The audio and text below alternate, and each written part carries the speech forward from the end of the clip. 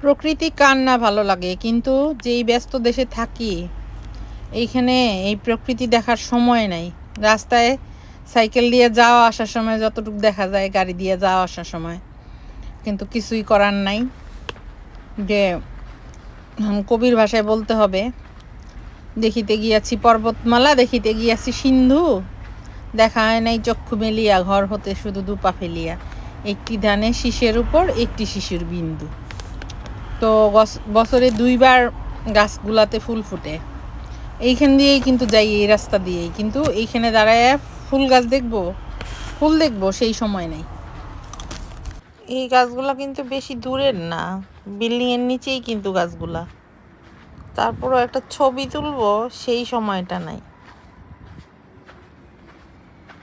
কি যে ভাল লাগতেছে চারিদিকে, সুন্দর না ফুলগুলা?